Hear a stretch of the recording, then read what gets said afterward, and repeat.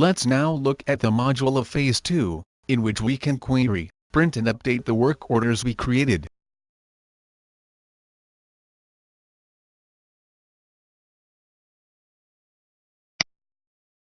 The MP shows a list with all the open work orders. Among them, we can find all the work orders we have just created. In this column, we can see the folio number of each work order.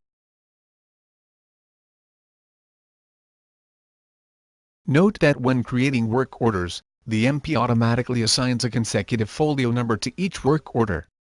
The user can establish a prefix and suffix in the settings options to form the folio number. In this example, we have the letters OT as a prefix. However, the prefix and suffix is optional. The folio number will be very useful to control and trace work orders.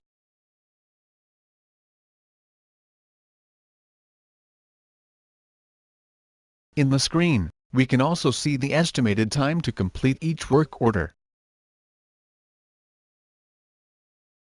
and the person in charge of the jobs.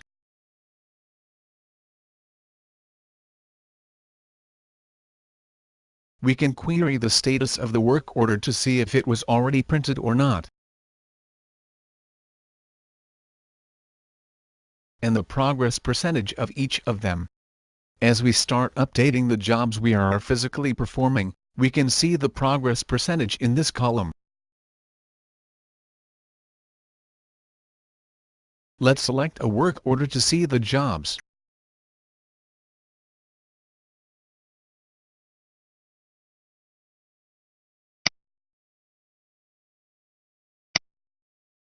In this window, the MP shows the selected work order content, that is, the work order with folio number OT000310. In this window, the equipment description and the jobs descriptions to be performed during the week appear.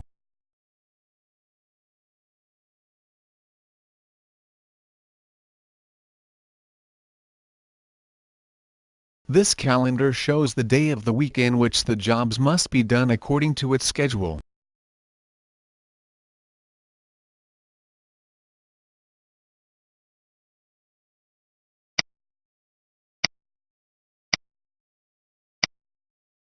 Let's select another work order.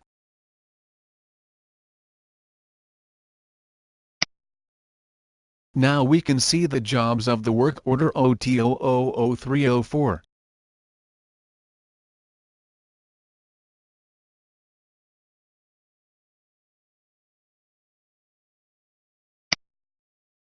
We can establish a filter to see the work orders assigned to a specific employee.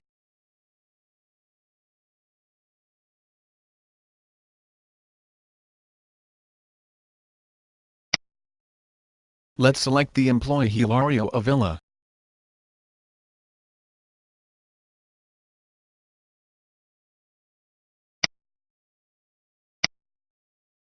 We can see the work orders assigned to Hilario Avila.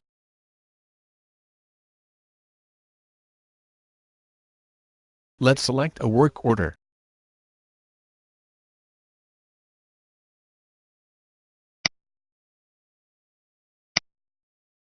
Note that the work order has not yet been printed. Let's click here to print the work order.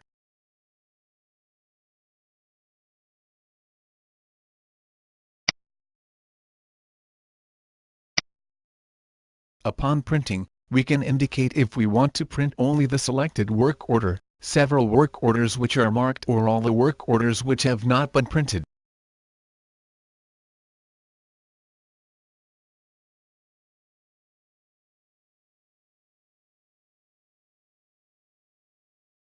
In our example, we will only print the selected work order.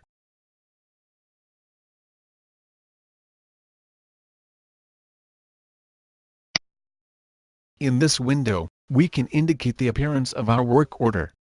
We can indicate if we want to include images of the equipment, details of the equipment, lines for comments after each activity, spare parts list, etc.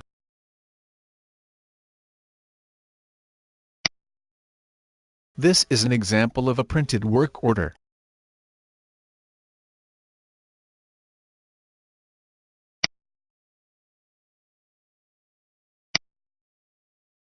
Company name. We can print the logotype of the company here.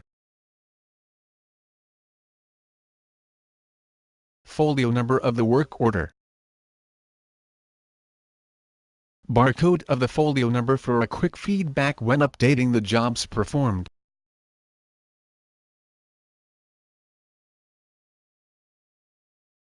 Work order period. Person in charge. Time estimated for its performance. Header of the work order which the user can edit in the settings options.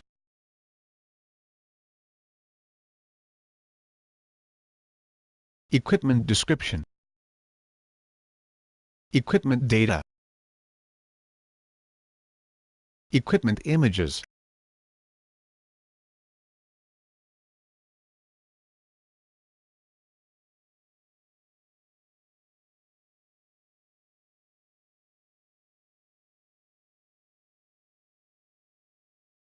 Description of the activities in the work order.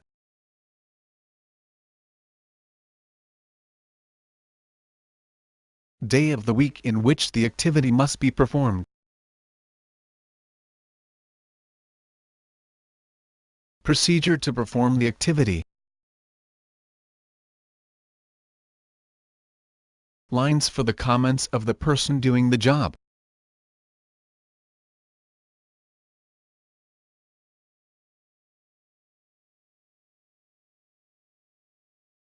Once the jobs are completed, the employee who did the job can manually mark any of these boxes to indicate the day of the week in which the job was completed. At the end of the week, these sheets are returned to the personnel in charge of managing the MP so that, based on the activities marked as performed, the dates are updated in the MP.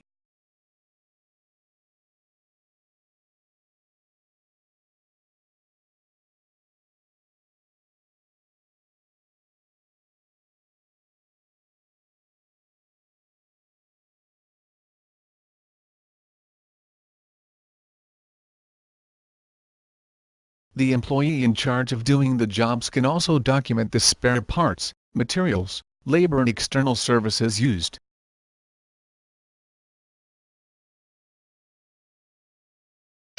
Note that the work order now appears as a printed work order. If we want to, we can print the work order again. In this case, the MP will stamp a watermark on the work order to indicate it is a copy. Thus, the MP controls the printed work orders.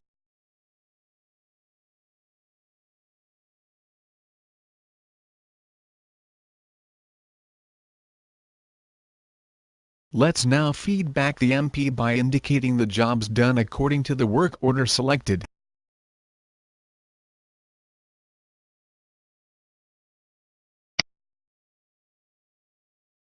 Based on the last dates of the performance of each activity, the MP will automatically estimate the following date to perform said activities. This is the reason why it is important to indicate the dates in which each activity was performed. It is very simple to indicate the performance dates in the MP. We just select the date in which the activity was performed.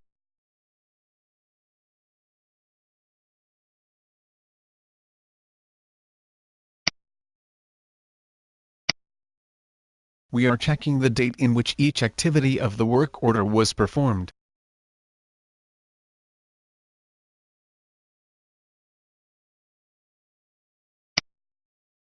Suppose we only perform 3 of the 4 activities in the work order.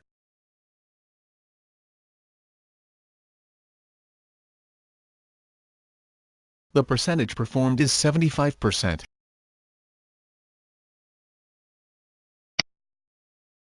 In this column, we can see the progress of each work order.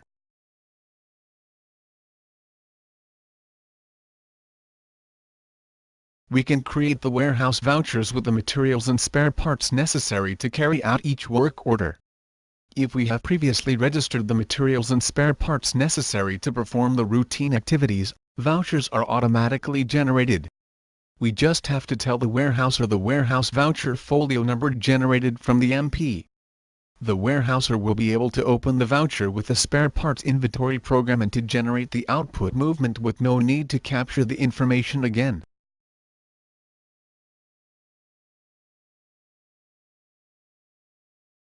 From this point, we can also register the spare parts, labor and external services used in the performance of each work order. The warehouse voucher creation, the output movement in the inventory and the consumables register can be automated in the MP. This means a more simple administration and important time savings.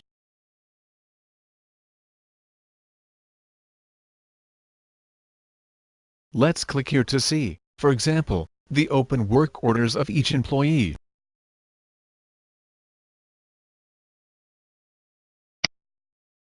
We can see the list of maintenance employees, the number of work orders each employee has opened,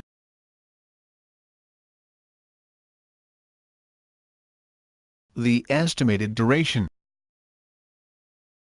and the distribution of the duration. Let's select an employee from the list.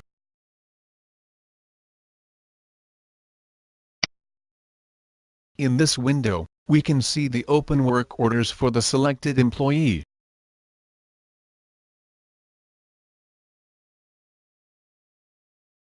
Note that we can see the progress percentage for each open work order of the selected employee.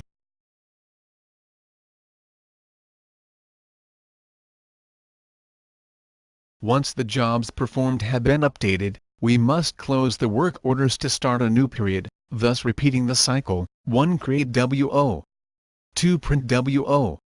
3. Update jobs performed. 4. Close WO. We can consult the history of the closed work orders at any time.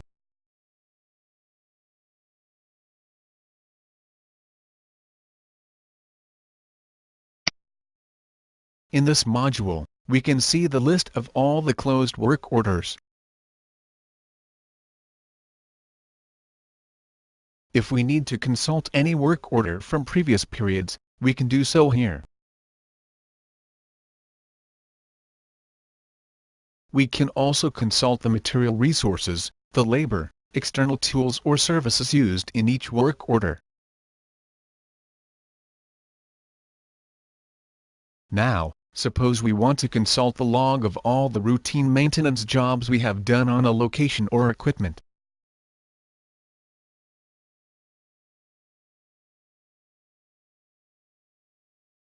Let's select Equipment to consult the log of the jobs performed.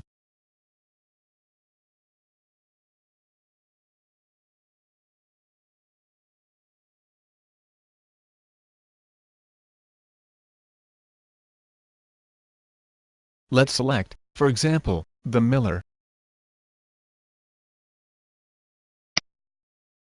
In this window, say can see all the routine maintenance jobs performed on the miller.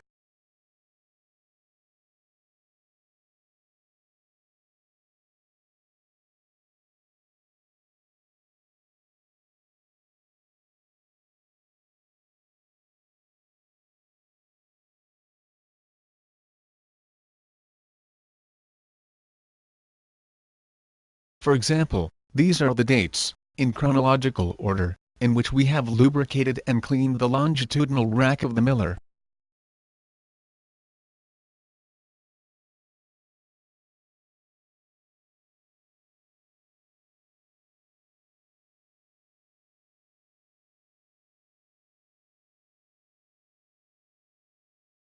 In these dates, we have verified the oil level of the Norton box of the miller.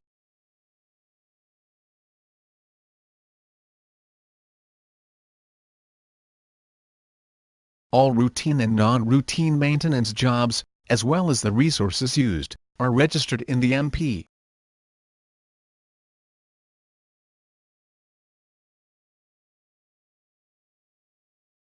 Optionally, we can establish a filter to see the jobs performed in a time period.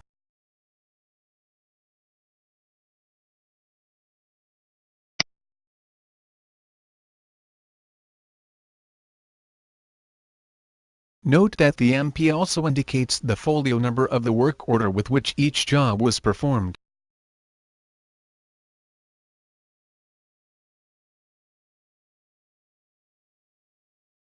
We can open and query a specific work order here. Suppose we want to consult the work order OT000177 with which the oil level of the Norton box was verified on November 30, 2006.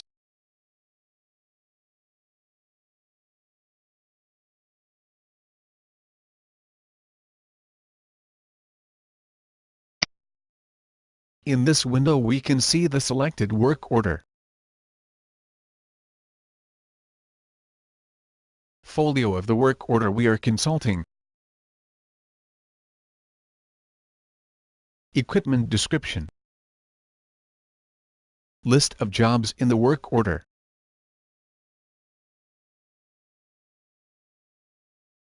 Note that the oil level verification is among the list of jobs. Also note that said job is checked as performed on November 30th.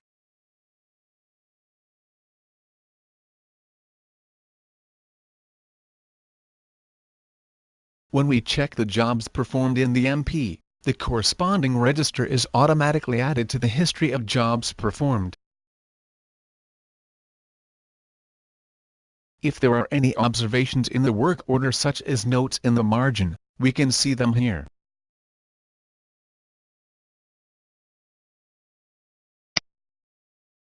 To finish this video, it is worth mentioning that the MP allows us to check equipment which is out of service. If we have equipment checked as out of service, the maintenance planning is suspended until the equipment is in full service again.